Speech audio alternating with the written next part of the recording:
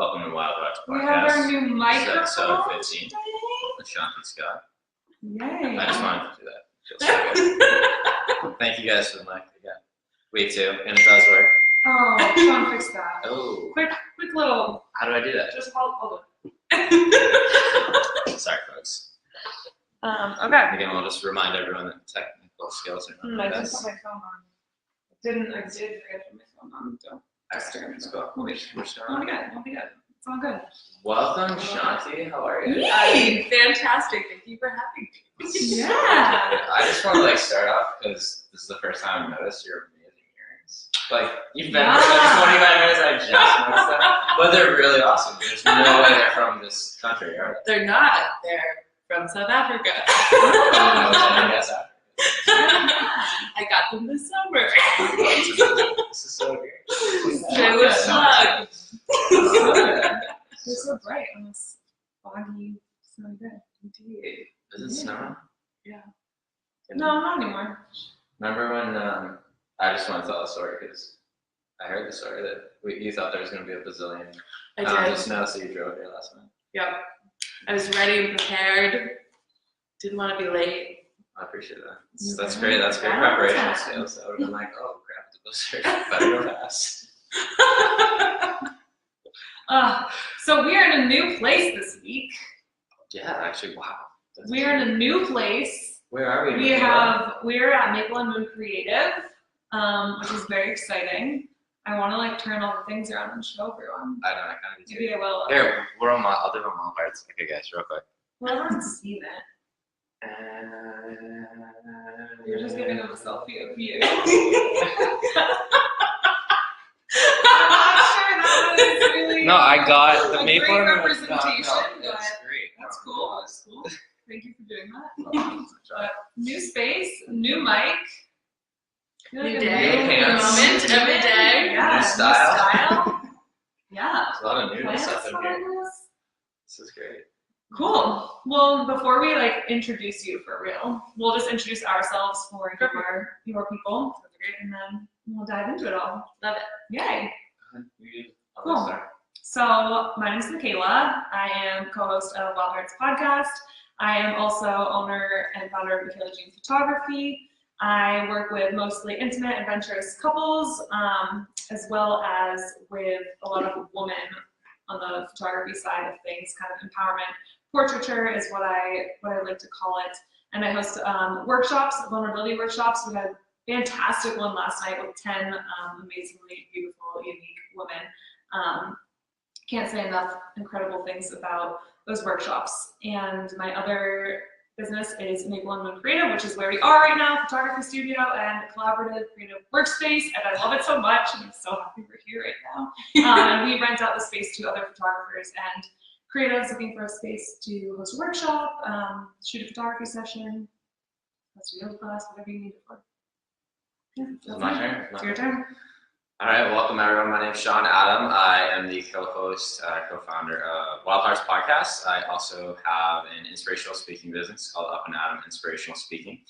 That was founded based upon my journey with mental illness throughout my 20s and kind of traversing the really hard spaces that kind of put me in and really making it through and kind of finding balance through a bunch of different tools and wanting to put that out into the world. And really, for me, it's more, especially for men, we're going through this huge transition in the world right now with toxic masculinity, and I'm actually really excited. So I have a book I was co-author with 36 other men in a book. It's called Guts, Grit, and the Grind. That's going to be coming out in May. And that book is designed to be, it's really designed as almost like a car manual. So it's all these different stories. So in the car, you're oh, the brakes are wrong. Go to page 27. This is how you fix it. That's the design of the book. So as part of that book, we just got accepted at the AAS, which is the American Association of Suicidology conference in Massachusetts for May 1st. We're going to be doing a speech on toxic masculinity and the book.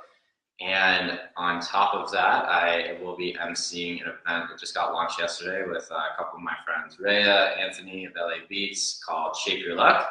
And they're going to really just share their stories, inspirational stories about how they've really created their own path. So that's March 23rd, 6 to 8 p.m. And I'll be MC. That's fun. Cool. Beautiful. Yay. Go on, Seven. Yeah. Tell the people who you are, Shanti Scott. If you hear the people sing. My name is Shanti. I'm 27 years old. I've been leading international youth exchanges with the company World Learning. And it started off with the experiment in international living, where I was able and really blessed to take 14 incredible students to South Africa, and then have been on a roll. I've gotten back and led 3 more since then, and in 2 weeks I'll set off to go on another one. So the youth exchanges kind of came out of working with youth in a plethora of different avenues. So I've worked in outdoor education, summer camp. I did a year of guiding as a wilderness therapy guide in Vermont. And most recently, the last year and a half, been working at a residential treatment center for adolescent boys in New Hampshire. So therapeutic, educational, wellness, vulnerability aligns pretty well. Yeah, well, that's why you're here. That's why you're in this. Yeah, so cool. So Shanti and I met back in college, her freshman year of college and my sophomore year. Before college technically even started. Yeah. Pre-orientation. Adventures for Wildcats. Is this for real? So the reason that's important though to bring up is because it's been so cool. So we essentially led these like couple day to week. They weren't ever a week long. Yeah, it was a day long, kind of like camping trips in the woods of Mendham's Pond. That's embarrassing. And it's escalated thus far. So it started out really with the intention of being more of the pre-orientation. Yeah. New Hampshire Outing Club already had the more camping based one, and ours was really developed by Dave Zemansky. And shout out to Dave. The best. And there was a lot more geared, so we were able to do a day on campus, do a little scavenger hunt, and had panels come in from dining services, from Sharp, from admissions. And while we had the team building, went on a hike. I specifically remember going to Mount Major. Yeah. Did the hike, did canoeing, did orienteering. Yeah. We learned how to use the compass. Yes, we did. And yep. And Canoeing. there was So many fun team things. building, the whole That actually sounds pretty cool. Oh, so So fun. Well, we're hooked because we took it. You were the first cohort ever, correct? Yeah, I was in the first group. There was 18 of us. And I think by my super senior year, I think we had like 100 plus students. Yeah, because I came in for the second cohort, and then you and I led it together for a few years. Yeah. Amazing. I'd say 80% of my best friends in life are from the program. Yeah. And I do have some pause swag. I wore it over today. Did you? Oh my god, yes. I still have. Nate sent me one of literally in the mail this is like a couple years ago now, maybe 2 years ago. He sent me in the mail his old pause shirt. He's like, doesn't fit me anymore. Please hold. He was like, I feel like you should have it. It's honestly my favorite shirt. Oh, you have the jacket. Oh my god. Yes. I spent New Year's Eve with Michael Quinlan, and this was in his Cute. in his closet. I was like, hey, are you wearing that? And she's like, you can have it. It's like, I'm a professional pause leader and just wrapping it up. I remember wearing a jacket. I didn't get a jacket. You did though. It was Wow. the 2015 cohort. Oh my gosh, that's so funny. Well, the reason that's significant is because I feel correct me if I'm wrong, but I feel like that was a really great catapult for you and foundation for starting to kind of take you on this journey of what you're even doing today. I feel like last time I saw you, I was like, so you're basically a professional pause leader. And we had a lot of the pause leaders had a thread on Facebook this summer that Dave started, just saying like, "Hey guys, we missed you," and then a bunch of us just started popping in and saying what we're doing, how much pause has impacted our life, and in that week, and still on program, I lead Bunny, Toby, Toad, yes! And all of the different icebreaker team building games, like, and if my Brazilian students or my Caribbean students, or even I'm sure I did it with the Bolivian Peru group too. Oh my god. And we definitely did it in South Africa, like, Bunny, Toby. So yeah, sorry. I have some deep insight here. Like, I'm just gonna throw some deep insight about listening. So, what this is making me think of is that You wish you knew how to play Bunny, Toby, no, but it's like, so like this type of work, who even knew this was a thing? First of all, not me. But it's so cool how like you started this experience and now you have created a life really based upon that experience, right? Like perpetuating that into the world to get work out. Now, really where I want to go with this is that I think as we go through life, we have all these stories in our head about what's possible, but we live in this abundant universe where any reality you want to perpetuate is possible. Mm-hmm. It's just how much, where are you willing to look? Because like, I mean, even for myself, perfect example. I was at work the other day and I was walking, one of the hostesses, her car, because you know, just wanted safety or whatever. She gave me a ride back and there was like this new street in Portsmouth. I've been in Portsmouth for 8 years. Never knew it was there. Showed me this like little short. I'm like, wow. And it's just like, I had never seen that street, but it was there the whole time. You know what I mean? So it's just this kind of cool thing about finding, like just be looking in different places and being able to create what you want. Because I've never heard of Togi, Maki, Yeah. whatever. Mm-hmm. You know what I mean? But it's out there, you know, and you can create that. And it's true too, like how we were talking about this last night actually, how it's okay for what you do professionally as a career to change too and transform. Hence the millennial generation. Yeah. We're gonna end up doing 6 bazillion different things by the time we retire. Yeah. I don't know if it's retired. Well, I mean, talk about too, like all of, like the different kind of experiences you've had since you graduated too. Yeah, even in college. Yeah. So I worked at a farm-to-table cafe to start. So I graduated from the University of New Hampshire with a degree in women's studies and minors in nutrition and psychology. And I've always been really passionate and dedicated to health and wellness on a really holistic avenue. So really being able to touch upon all elements. And was able to, gosh, there's so much. Really, and additionally a big shift that like shifted and changed and got me, I think, to where I was I'm a part of an incredible all-women's Lakota Sundance ceremony out of Huntington, Vermont, and really, really blessed to even be invited and be a part of this community of the most powerful, strong activists. Just blows my mind every day and every time I get the chance to communicate with any of them.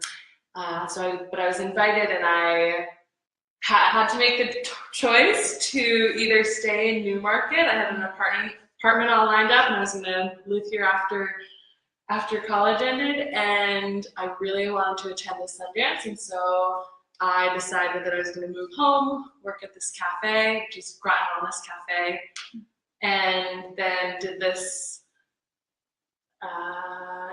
ceremony, and that's led me, basically since then, I've completely surrendered and found myself exactly where I need to be always, and that consistently is working with youth and in a social justice arena, and social justice, even just learning how to love yourself.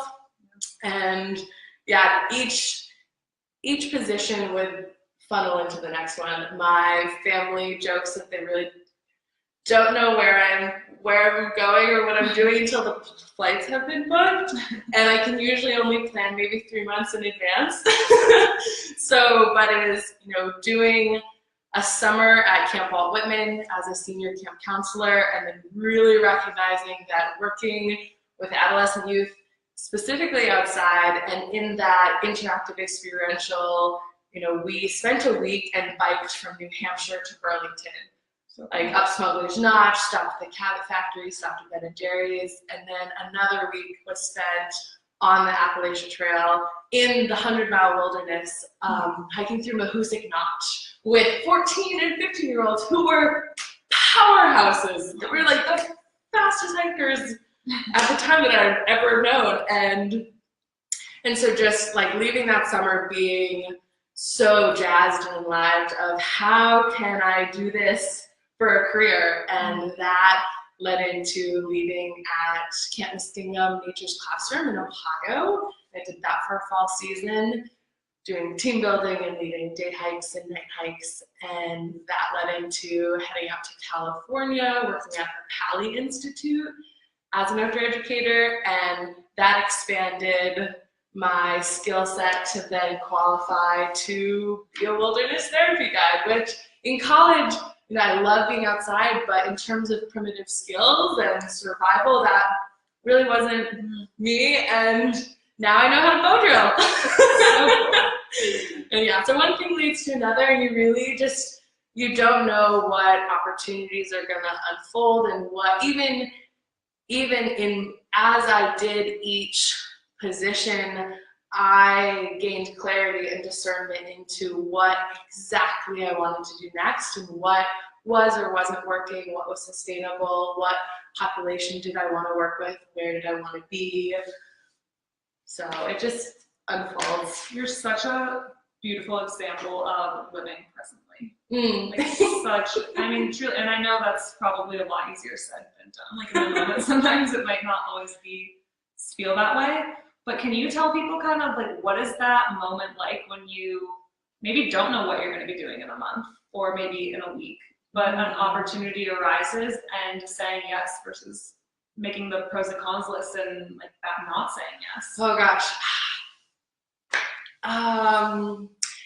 Well, the practice of being present, it really is a practice. It's this constant pull back, and I dreamed about it last night, and I thought about it on the way here this morning, and just how real, like, this moment and how unreal any other moment in the past or whatever's going to happen in the future is, and having to be here. And I guess in the moments of uncertainty and unknowing, I think, I have a lot of privilege in being able to access and have jobs and even go to college where a bunch of it started. So, there is an immense amount of privilege in that, and but I think the practice of being present and presence and gratitude, and kind of thinking back to what you were saying around context and perspective,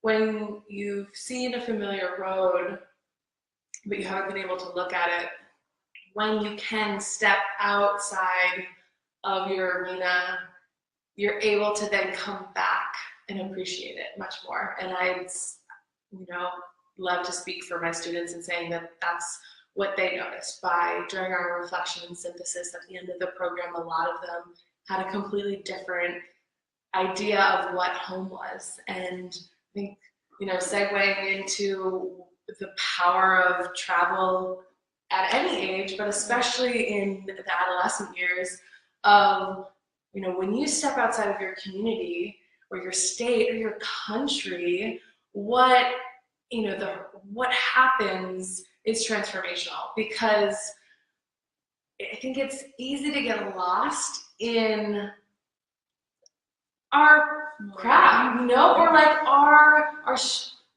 our story and our story can be empowering, but we can get stuck in like what we know. And then when we step back and recognize that we don't know what we don't know, and that there's worlds and communities and peoples and cultures and all of these amazing things outside of this bubble, I think that stimulates a need and a thirst for growth and learning and stimulation. And not only do you then have appreciation for where you come from, and you have a whole new perspective on that street, but now you have this experience that you've done that, therapeutically, you've like cognitive behavioral therapy, when you've done something challenging, you've gone abroad as a 16-year-old and lived with a host day family. Can you clarify that for people that you're like where you're taking the students? Yeah, so that makes more sense to me. Totally. So World Learning, the experiment in international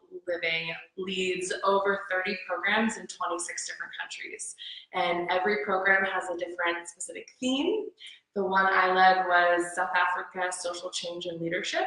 And it ranges from marine biology in Mexico, coast to coastal, Vietnam, learning about sustainability.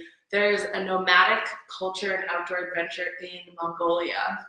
And then all through Europe, South America, Tanzania, and so those are the programs. And the World Learning has been around for 86 years. It started in World War II, and they really kind of pioneered, because there's a lot of programs similar to this in the industry. And I think the big thing that I'm really proud to be working for this company is that the value of the intercultural exchange that is received when you do a homestay is astronomical, because you're not just going to a city or a country and seeing what's happening. You're living with a family, and these are like 16-year-olds, right? You're taking them from America, the States, out of the country. Yes, and vice versa. We have international programs that come here, and we do a similar program in the States. But specifically for today, the experiment going abroad. And I had first connected with this company when I studied abroad in South Africa doing a community health and social policy program, and I lived in KwaZulu-Natal in Cato Manor, which is a township outside of Durban, and I lived with the family for 7 weeks. So I learned how to, which is a huge part of being in it, of having that intercultural exchange, and was also able to live in the rural community. And just shout out to the families. But when we were abroad, we learned Afrikaans. So the language I just spoke was Zulu, which is one of the 11 national languages of South Africa. Afrikaans is another one. And so we had Afrikaans lessons before we went into the community as a way to continue connecting. And they're learning about, like, the families are learning about the students, and the students are learning about the families, and the students are learning about the other students. An intercultural exchange doesn't just happen across borders. It's, with people that are from, we had students from Kansas City, San Francisco, Miami, Key West, the Bronx, Manhattan, Chicago, Pennsylvania, just like all across, all in one conglomerate group. And even just getting that group of students together to spend 5 weeks, but then taking that and in the context of being abroad. So I want to talk about, hearing you talk it actually brings me back to Rico's podcast, where he's being a leader for the next generation of children. Granted, his age group seems to be a little bit younger, but I want to talk about how you're kind of in this very powerful, very impactful position in sharing with these kids an experience that's completely altered and changed your life, like travel. And oftentimes you're showing them something that's unseen. So you're giving them the ability to step into empathy and understanding and have more appreciation and gratitude for what they got back home. So you didn't just show up and magically have that ability, right? So there's things that prepared you for that. And I want to selfishly go back to your Lakota Sundance tribe of women. I'm wondering, did that specifically have a huge impact in giving you the ability to step up as that leader, or were there other experiences along the way that really helped prepare you? I mean, I'm not stupid, all of them helped prepare you, but what are the most impactful ones that really helped you be prepared to step into that leadership role and share and kind of guide these kids? 100%. The Lakota ceremony. So I attended in 2014, and then I attended in 2018. 17, and I'll be attending this summer as well. And in 2017, we did a diversity training, and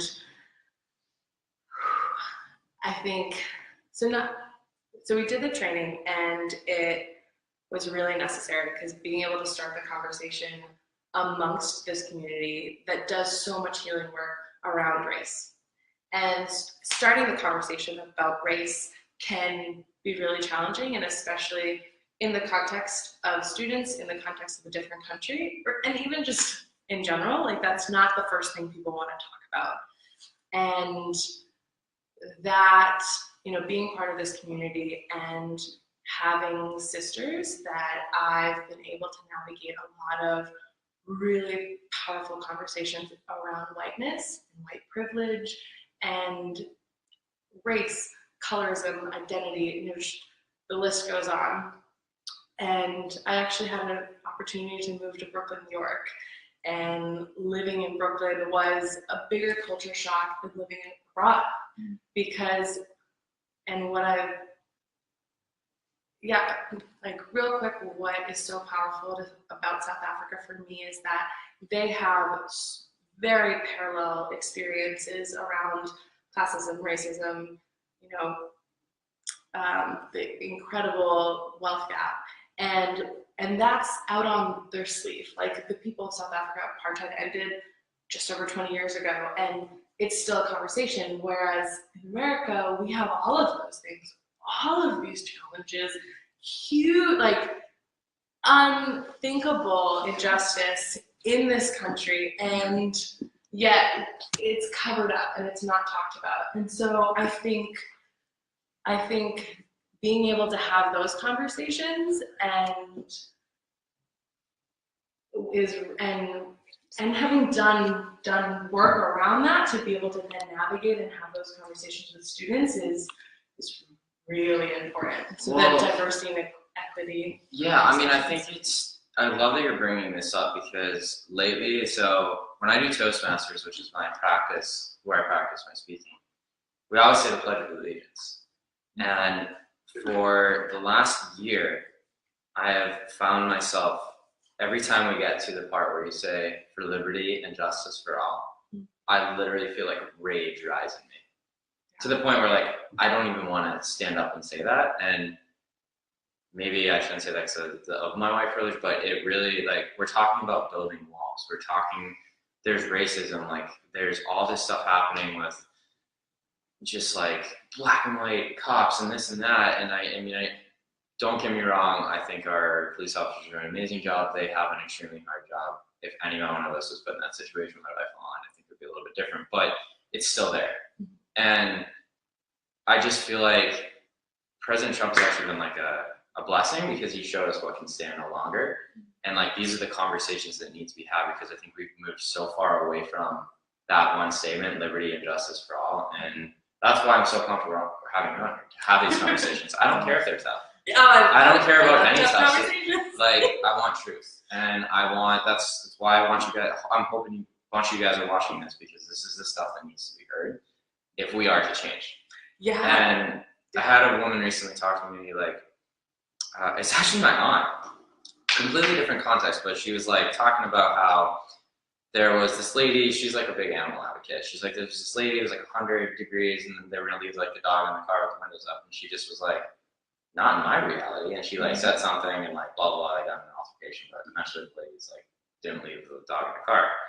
But it's the same thing, like, I'm so sick, this isn't my business. Everything that happens, it's your reality. So are you gonna turn a blind eye or are you gonna like have that tough conversation or are you gonna stand up and have a voice for the person that doesn't have it? Yeah. You know, and I love that you're giving kids the ability and like the strength to be able to have those conversations and hopefully see that and maybe be like, hey, he deserves just as much a chance as you do. And they're all giving me what they say and their voices and their knowledge and their understanding of what is going on is so clear and so real. And you know what plays a role in not wanting to have these conversations is vulnerability around not knowing. not being educated, whether it be on the people's history of the United States, on your own ancestral lineage, on your privilege, and that's, and it's to do that work and recognize that like we live, like the United States is a racist country, and thus because we grew up in it, we all have racial bias, and we all have aspects,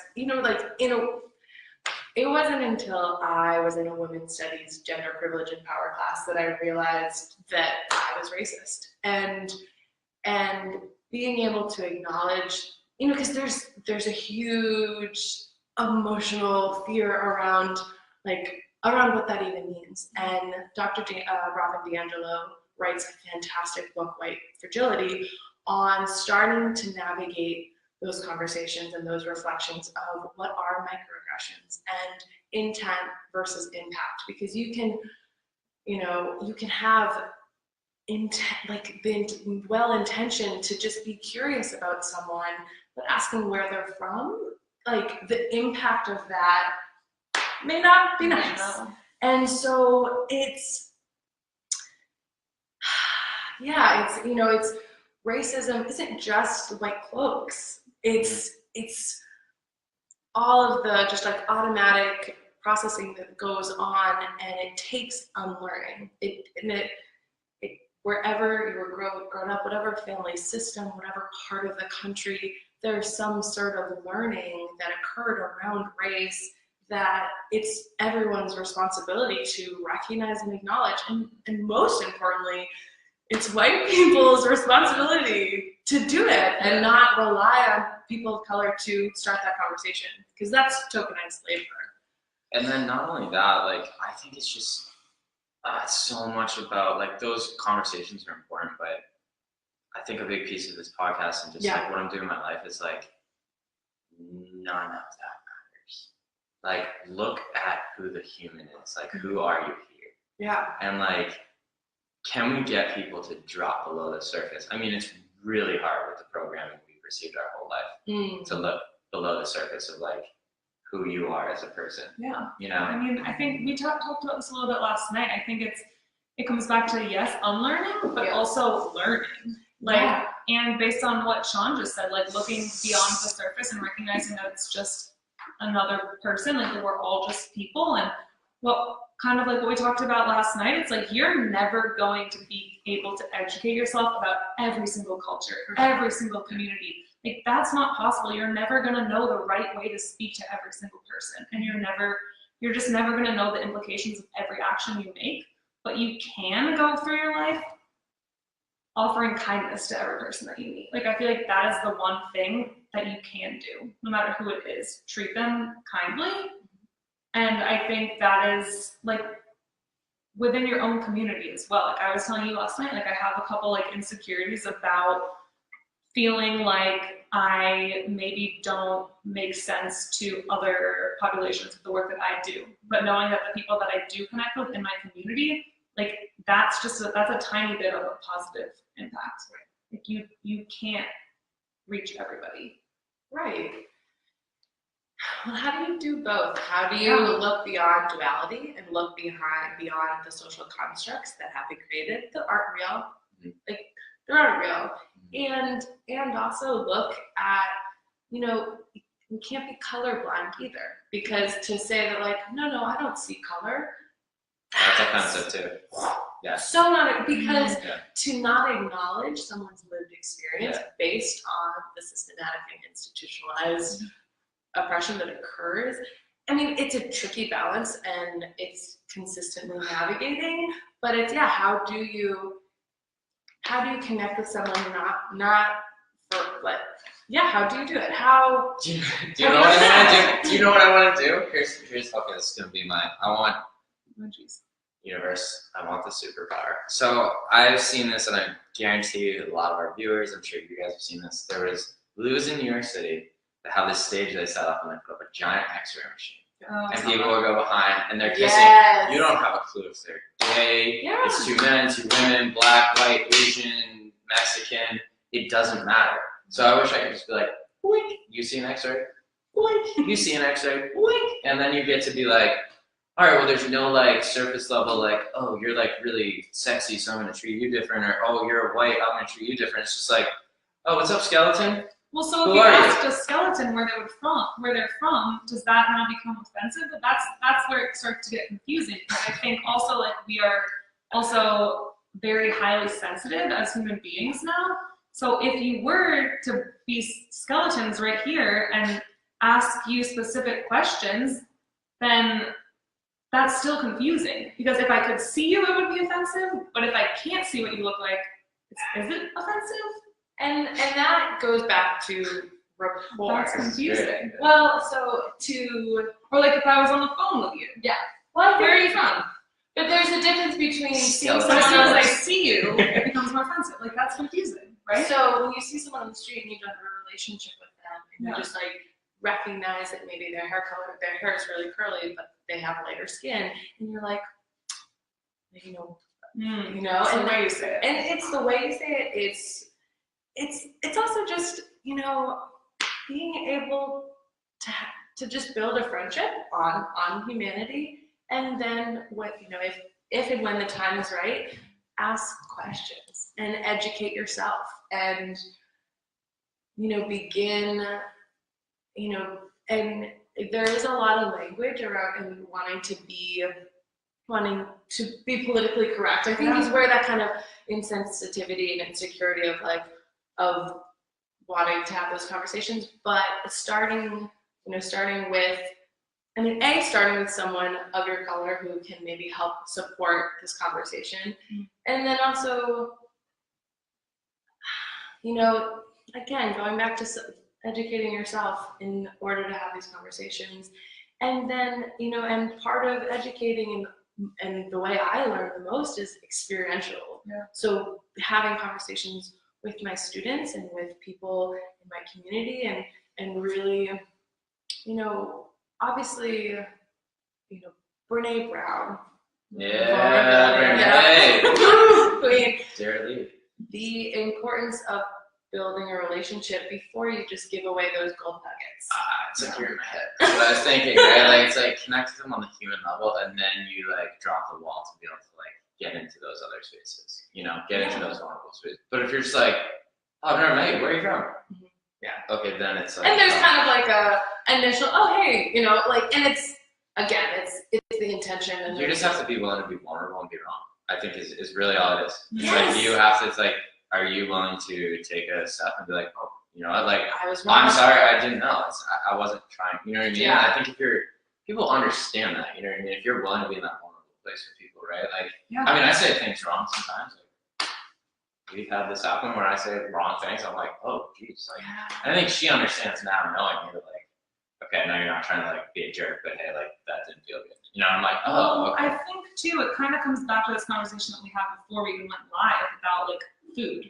Like the news is going to tell you one week that avocados are really bad for you and you should not eat avocados because they give you cancer. But then next week they're going to tell you that you should be eating an avocado for every single meal. And then this is the exact same butter. I'm realizing the butter reference that you made, but with an avocado now. And then a week later they're going to say, okay, maybe like half of an avocado a day is like pretty good for you. But I feel like we don't give ourselves enough credit sometimes for being the smart humans that we are. Like, we probably knew in the moment that eating 10 avocados a day wasn't a great idea. We also probably knew that they weren't going to give us cancer. But like, subconsciously, we probably knew that like half an avocado a day is really good for us. Like that's pretty like normal, like that's average. And I think it comes back to the way we have these like honest conversations too. Like, just be as smart as you really are. Like, stop trying to like be something that you're not, and people can really break through bullshit, I feel like. So if you're just having an authentic conversation with another person, you're typically not going to offend anybody. Being yourself and going back to kindness and going back to what's the intention and humility and presence and yeah. Well, I think it's just like, do you want to lead from a place of like, I'm trying to understand? And again, people have a meter. Right. So like, if it's not about that, they know. And I think it's about leading from that place. But I want to kind of tie this back into like your kids.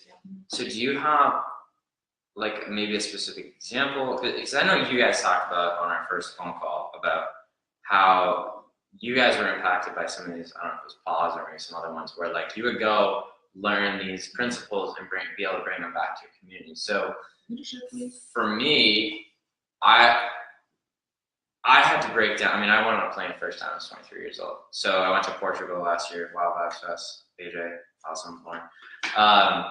And that was such an impactful experience for me. And I didn't even get like really in the culture that much, but just the international travel, just doing those things, how impactful that is on the way you view things. Do you have some specific examples of like a group of students or one student where, you know, they went and saw this and lived with a family and like came back with like this huge impact and like brought that to the community? Can I use an example from Absolutely. last month? Yeah, absolutely. Please. Okay. Please do. So last month, I was a group leader for the Youth Ambassadors Brazil program, and that's been going on since 2002. We had 50 participants, 2 adult mentors, that were chosen out of 17,500 applicants. Wow. And those applicants are from the States. So all from Brazil. Oh, so there were they're from 17,500 Brazilian students that applied for this program. 50 were chosen. Wow, that's just like, that's just like hit hard. Okay. These students, I'm still digesting their infinite caliber. They arrived on January 11th, and in our first introduction to social justice and volunteerism, which was the theme, in the first section, they were going into nepotism and like just all these, like, we asked the question of creating like what would a socially just world look like, and they, you know, the 50 students divided into 5 groups of 10, and just witnessing all of the thoughts they had were unbelievable. And then flash forward to after so we broke off into 4 groups, and a different group leader took the group of students to Reno, Nevada, Tulsa, Oklahoma, Seattle, Washington, and I took a group to Louisville, Kentucky. And then we went, lived with host families, did programming on this topic of social justice and volunteerism, and just engaged, you know, both with the community as well as this context. And when we got back to DC, we were doing the synthesis and reflection, or the host community debrief. And one student, I even have it a video, because he shared, his name was Kaio, and he shared that they were American. And they are, because they're from the Americas. And, you know, his empowerment of, you know, not only recognizing, a lot of them discussed how when they came over, they had this perception that America is perfect and it's great, and, you know, and while we do have immense access, we also have a lot of challenges as well. And so them learning that we have a lot of challenges that they have, and then being able to talk and discuss of what's being done in different communities, and, you know, what can you bring back to your community, which ultimately they do. So at the end of all these youth exchanges, the students create an action project to bring back into their communities. And, you know, and just, yeah, I mean, every single cohort of students I've worked with has been just mind-blowing and life-changing, and just all of their reflections, all of their learning, and it's not even just culturally, it's about themselves. It's them learning that they're strong, that they're beautiful, that it's okay to not get whatever grade, or, you know, just that so much of the pressure that they feel to be able to bring it back to being present and to being grateful. And, you know, there's always, the grass is always greener, but just as hard to mow. There's always someone that has more or less. And like, who are you? And who you are is beautiful. And your story is amazing. And how do you own that?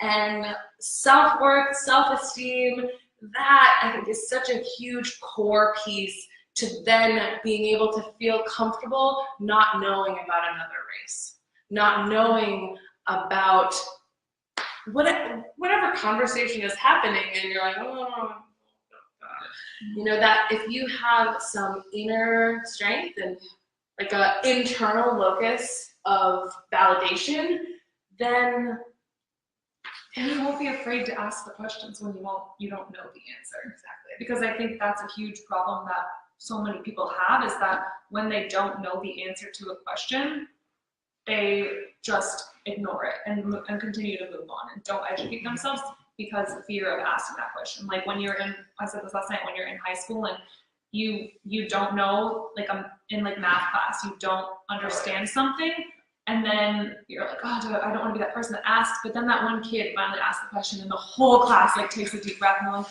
oh, I didn't get that either. But like nobody wanted to be the first person to ask that question. Yeah. And I feel like life too, like at least in my childhood experience and like teenage years and really a lot of my early 20s was like, it was honestly not about self-empowerment and realizing your power. I felt like it was the opposite for me. It was just this constant like beat down.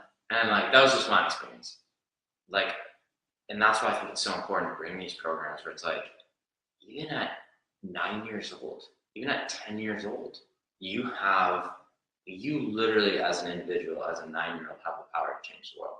Like I remember there's this kid on Instagram, he's like this little 8-year-old, like Les Brown, like Eric ET, like motivational speaker, and he's like, wait, man, like all this like self-esteem and confidence like coming at you in the mic. I'm like, whoa, I could be like, I want to do this. Does that come back to like parenting or like? I'm not sure. You know? It all has to do. Yeah, I mean, I think a major piece of it is conditioning, but it's also a major piece of it is this like faith of believing something different can happen. But it's like, how do you know that at 9? Like, who's putting those thoughts in your head? So like, that's like the ultimate goal, right? Is to like kind of form kids' minds when they're that young, but clearly like, and that's not happening enough. So it's like, that's a great example. Like, look at that kid and say, where did this come from? But I think we're born that way though. Right, it's social the people contracts. Yeah, so it's right. about So as adults, level. how do we, or as parents, or as teachers, like how do we jump on that sooner? We do it together by having these conversations, by understanding these programs exist. And obviously, like, what great. we're doing is just that. Yeah. I mean, the younger you can have exposure to anything, whether it's, I mean, if you learn a second language at 5, that's a lot easier than at 25. Yeah. And exposure to culture, to challenge, to suffering, to this, to anything. You know, parenting does make it like Guidance. Yeah, and preventative, you know, I think so. There's all sorts of things that play into this, you know, access to education, health determinants. You know, if you can't learn if you don't have adequate nutrition, and you know, then you're thinking, you know, I'm applying to have to go to school for social work, and so I'm kind of like zooming out into this social work model of how there's so many things connected in, you know, in gaining access to even just the possibility to challenge the status quo or challenge your reality. And yeah, I mean, parenting for sure, you know, who you are is the 5 people you're around. So who do you surround yourself? You know, are parents staying together? I mean, what does the household look like? And that, you know, has all sorts of elements in terms of access. And yeah, I mean, the question you asked, I don't even remember because there's so many components, but yeah, again, how do you just go back to the present moment and start with yourself and start with what can you do, and maybe just choosing one thing. You know, there's an 11-year-old that just went viral online talking about environmentalism. You know, like, hey, when I'm 74, my children are going to have a place to live. Yeah. And it's clear, and like the generation of youth right now like recognize how pivotal like it is to wake up and open our eyes and do the work and show up, because we're not going to have a planet. And, you know, like it's huge. Well, I think it's so, like, I feel like too, like, now I'm recognizing a lot in my mid to late 20s that a lot of the work comes in kind of unlearning a lot of things that we have been conditioned to learn. And I think an interesting segue for this, actually, if you're comfortable talking about it, is, so you were diagnosed with Lyme disease. Mm-hmm. Kind of maybe talk about how that, so we as, let's just say, a society have, I don't know how to word this, like, we will get diagnosed for things and then we'll get medication to fix the problem. But you took a very different route for that, and I think a lot of that process for you was unlearning and digging really deep into a lot of things from your past and healing. Mm-hmm. So it's like you maybe saw this diagnosis of Lyme disease as like a very positive thing, and maybe not in the moment you were diagnosed, you were like, this is a positive thing, but like looking back on it, you realize that maybe it was it was a very important thing that happened in your life. Yeah. Abroad in South Africa, we learned different health models, and the health is a consciousness model, in that, you know, when we're sick, our bodies are manifesting something deeper, whether it's emotional, mental, spiritual, cultural, and it's, you know, our bodies know. And when we listen, when we tap into, hey, or even look like, oh, I consistently get, you know, bronchitis, or I get throat-related illnesses, or I get gut, like my stomach is out of tune. You know, when we, Caroline Meese writes The Anatomy of the Spirit, she's a medical intuitive, of how so many medical diagnoses are connected to these deeper things. So yeah, I was diagnosed in 2009 when I was in high school, and then when I was in college, I got it again. And you know, at this point, I really don't have a negative association with it at all, but it definitely, I mean, it destroyed my digestive system. I came into pause the second year having sensitivities to gluten, wheat, oats, barley, coconut, meat, dairy, soy, chocolate, red, you know, basically everything acidic. And as, you know, and just like, I ended up going on antidepressants when I was a freshman, and just like, my nervous system was out of whack, because that's what Lyme disease does. It attacks your nervous system and weakens your immune system. And when you're compromised, then it attacks. And so I was really, really, really fortunate that my dad was willing to fund for me to see a naturopath and start looking into Ayurvedic food, to like look at, I actually worked with the Native American shaman and did some really deep, not only like an herbal protocol that killed the Lyme, and I say killed, and technically I'll always have it, but I would not have been able to backpack for 8 days straight as a wilderness therapy guide if I had the symptoms I had in college. And so, and as you know, as I was doing this herbal protocol, and as I was doing Bikram yoga 5 to 6 times a week, because heat is really good for Lyme. They don't like the heat, and so I was giving myself a fever every single day. If I wasn't going to Bikram yoga, I was taking a really hot bath to try to get it out. And what was underneath the physical symptoms was that, you know, I had some really deep traumas that occurred in my childhood that had an impact on my immune system, and being able to do some really deep healing work to identify that and do the healing around that has been able to strengthen my current body. Because when we have trauma from any part of our life, like, it does affect us. And yeah. It was a very casual way of putting it. Yeah, it does affect us. It freaking affects us.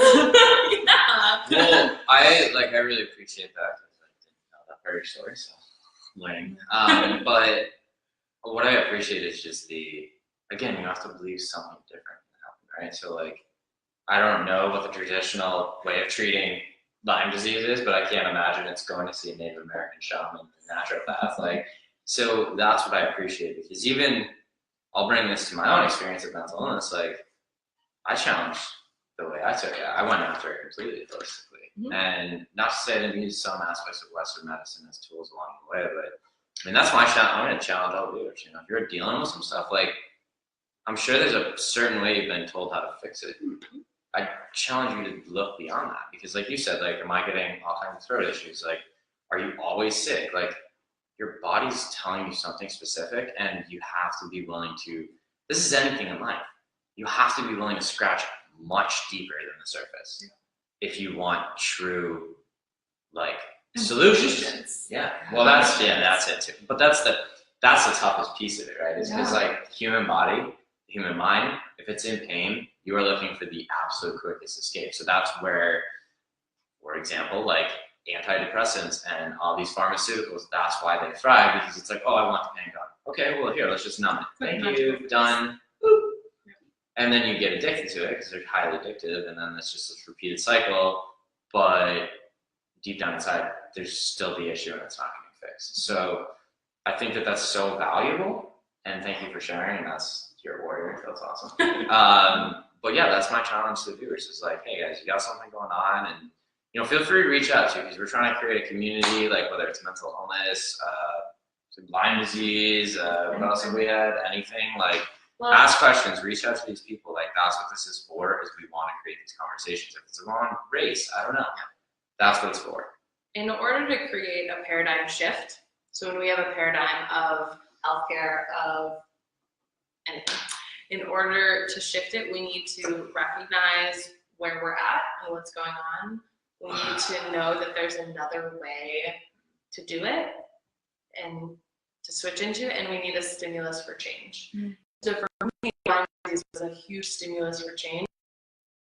Okay, I'm, you know, doing this casual thing, and, you know, freshman in college, and how do I, you know, like, after that, I stopped drinking an entire semester. I started attending Buddhism meditation at Arya Loka in Newmarket. I switched my diet. I shifted my friends, like, the people who honored that I wasn't drinking, and then being able to still connect with me in a really deep, supportive way. Like, those are my best friends. I had a sleepover with that friend 2 days ago, Georgia. And, you know, and that shifted everything, and, you know, toppled onto all the other things I've done since then. And so when you have a stimulus for change, which may be depression or anxiety or whatever illness or a death in your family or whatever trauma, and I say trauma because, you know, it's really real and can also instigate a huge learning and growing. And recognizing kind of that, I mean, I feel like I've been saying this a lot, but it keeps resonating with me. This idea that things aren't happening to us, they're happening for us, mm-hmm. to lead us to a learning, a place of learning and experiencing. Like, what is that going to, like, where's your next magical divine timing from that thing that's happened? And trusting that when we're in flow, like, when things are going well and we're doing good and we're, you know, expanding and growing, it feels really great, and it's easy to have trust in the universe and this and that. But actually, more trust and faith is needed, because when things aren't going right, that's communication. When you have a challenge with a friend, or a conflict with a parent, or when something's not in flow, it's like, okay, that's where the learning needs to happen. Yeah, but it's just, but I don't think you can look at it until you have, like you said, that perspective of like, this is happening for me. Like that has given my life a tremendous amount of ease. Because now like I oftentimes will be like let's like it's that conflict or I got sick or something. I'm just like I kind of laugh. It's like a joke for me. I'm like, what am I supposed to learn now? Another learning opportunity. I'm a sucker, and then like as I've developed like an emotional language and like just like onslaught sometimes. When I get a break and it's like, no, dude, it's emotion. It's like constantly flowing. So I think that's a powerful because yeah, I mean it's they say is it your subconscious is 1,000 times more powerful than your conscious. So basically, I feel like oftentimes your subconscious is manifesting, whether it's a physical illness, whether it's a death, whether it's this conflict, to lead you to the healing. But oftentimes, like I was the pity party guy for years. Like, oh, God, my stomachs, I hate myself, like all this stuff. And not to take away my family there, but that was just my little story. But you know, like if you can have this other perspective, it gives you a completely different way of looking at it. I'm not saying it's easy, because you know these things can be really challenging. But if you can, like, that's the faith piece of it. Like, that's what makes you strong. Okay, like I don't understand this right now. I'm gonna have patience. I'm gonna keep taking actions to move forward, and I'm gonna have confidence that they're gonna lead to the answer, or to the solution, or to the right person, or to the next opportunity, whatever it is. And I think that that's extremely powerful viewpoint in life. You need little successes. Oh, yeah. You need moments that you're like, oh, I was able to move through that. I was able to get through that really hard time.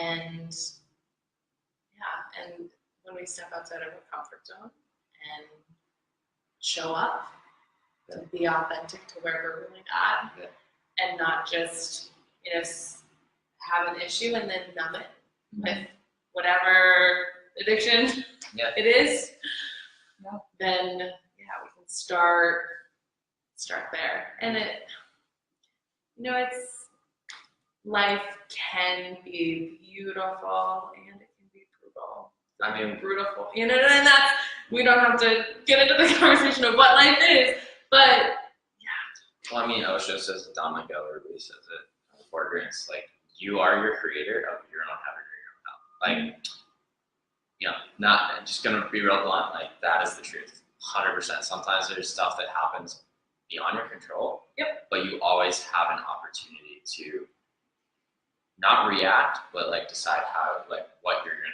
choose to move forward with. And I think that that's super powerful because I don't think a lot of us realize like we have that power. And you know what? Sometimes, like, I talk to my kid about this. Sometimes I just want to like sulk and be sad and be angry. And I know I'm consciously choosing that, but sometimes that feels good, and that's okay. You know, like, and to consciously be angry, experience your emotion is okay. Yeah, exactly. It's more than okay. Yeah, like I don't need to just put a gratitude sandwich on top of it. Like, of course. I just want to be effing angry. And now I'm good. Yeah. I'm last week I was really angry, and it was really, and actually that, you know, you can express yourself fully, like, and again, it's, you know, how do you be angry and not project it and take it out on someone, but the importance of being angry, because there's a lot of frustrating anger, like aggravating things that occur, and change is a constant. The one thing we have is like how we respond to situations. And so how can we be present? I think off of that, can you talk about anything? So an important part of this podcast for us too is to obviously share the really amazing things that people are doing in their lives, but also kind of touch upon the struggles and like the fears that are going on. Like to keep it as real as possible. Like, is there anything that you have going right now that's like a big fear, something that you're struggling with? Of course. Well, I think, you know, it's really easy to see like, oh, I'm traveling and leading trips and doing this, and that's amazing, really, truly. And I mean, I'm trying to navigate how to make it sustainable, because it's not. Like, being gone every other month is not sustainable. It's not routine even. You know, I worked the whole weekend in New Hampshire, and then I came to your house, and then I'm staying, and it's like I'm going all the time. And so for me, like tapping into what do I really want to do, and where do I need to be, and what am I doing? In terms of insecurities, I mean, yeah, on program, I was stressed and I was reaching towards sugar because that's a coping mechanism that's totally unsustainable. And I broke my wrist a couple of months ago, and so I haven't been able to do as much cardio as I'm used to, and so I felt the impact of that, and it was such a practice to be gentle with myself and to accept things that are out of my control, and whether it's body image, whether it's finances, I haven't made more than $30,000 a year since I've graduated, and I wouldn't trade that. I have been able to do amazing things, and I'm really content. But finances would be great. I'm working on that. Also, I've done a lot of work. For a long time, I struggled with relationships in my family, and I really took on healing those and transforming those. And when we can stand in the possibility of what we want to create, it's just one step towards creating it. Well, I think I just to finish up that point is I think so oftentimes we have, especially as millennials, have grown up in this age of instant gratification, correct? So it's we talk about this all the time, about getting that instant validation, right? And when you don't, it's really easy to quit. But you talked about having an internal sense of validation, and I think that's where the really magical, beautiful things happen is, guys, you're not always going to get validation. And to be perfectly honest, the only validation you should really be looking for is your own. And that's how you move forward in those difficult times. When you have a business and you're 3 months in and you have negative $158, but you're all right, let's just keep going. You have, again, I keep saying it in this podcast, you have to believe something different. You have to believe that you are supported by this universe and that it will work. And that has to come from in here. You can't be constantly seeking it outside of yourself. That's okay sometimes, but I think it's really much more powerful to receive it from yourself. I think a really good practice for people too is something that I've been personally working on is every time you reach for your phone, say to text somebody or to call somebody, because you may not even realize that it's validation that you're searching for, but every time you go to call somebody just out of pure needing to hear somebody else's voice, or maybe you just had a hard conversation, or you're feeling a little self-conscious about something and you just go to text somebody just to get that message back is validation in itself. So practice not picking up your phone. And practice, I'm picturing myself in the car, practice it throwing it in the passenger seat, not while driving, while parked, and just throwing it over there and not making that message, just sitting with how you are feeling on your own. And even to add to that, because I think that's amazing, is to be what do I want to hear?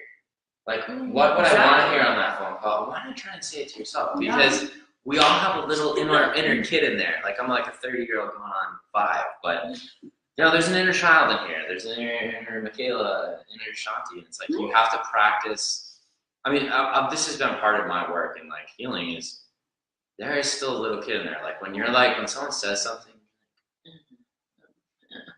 that's the little 5-year-old you, and it's what does he need to hear? And I'm a part of you talk about that circle. I really like it because I'm a part of a men's circle, part of the Mankind Project, and we do a lot of work with this where it's okay.